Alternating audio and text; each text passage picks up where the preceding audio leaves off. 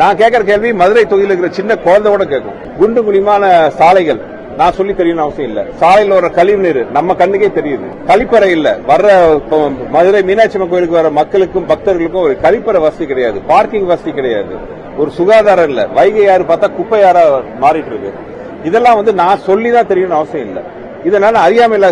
நானா கேட்கணும், சின்ன குழந்தை கூட கேட்கும். இதை கேட்டா அறியாமை ஆகுனா ஒரே ஒரு காரணம், வெளியூர்ல வந்தேன், வெளியூர்ல வந்தேன்.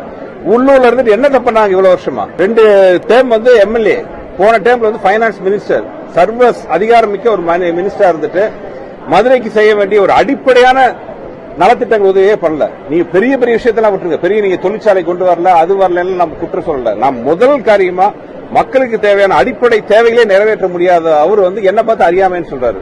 நான் கேட்கிற கேள்வி மதுரை தொகுதியில் இருக்கிற சின்ன குழந்தையோட கேட்கும்.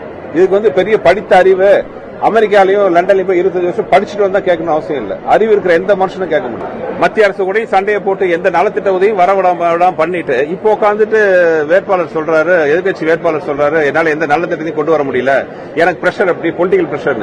அந்த என்ன பொலிட்டிக்கல் பிரஷர்னு சொல்லணும்ல.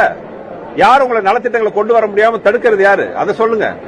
அப்படி தடுக்கிறது உங்க கட்சிக்காரங்கன்னா ஏன் அந்த கட்சி சார்பா நீங்க வேட்பாளரா நிக்கிறீங்க? ராஜினாமா பண்ணுங்க, போட்டியிலிருந்து விலகுங்க. பண்ணக்கூடிய அந்த காலத்துல சத்துணவு திட்டம் வரும்பொழுது எல்லா அதிகாரிகளும் புரட்சி தலைவர்கிட்ட சொன்னாங்க, இது முடியாத காரியம், அப்படி இப்படின்னு எத்தனையோ காரணங்கள் சொன்னாங்க வர முடியாம இருக்கிறதுக்கு. அப்ப முதல் தலைவர் சொன்னார், ஒரே வார்த்தை தான் சொன்னாரு, முடியாதுன்னு சொல்றதுக்கு 1000 காரணம் சொல்றீங்களே, முடியும்னு சொல்றதுக்கு ஒரு காரணம் கூட கிடைக்கல.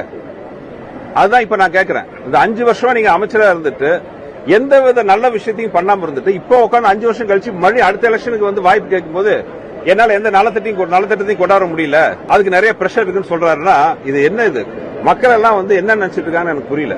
அதாவது ஒவ்வொருத்தரையும் மக்கள் ஒரு தடவை ஓகே போட்டாங்க, 2 தடவை போட்டாங்க, 3ஆவது தடவை ஏமாறதுக்கு மக்கள் எல்லாம் அவ்வளவு ஈஸியான இல்ல.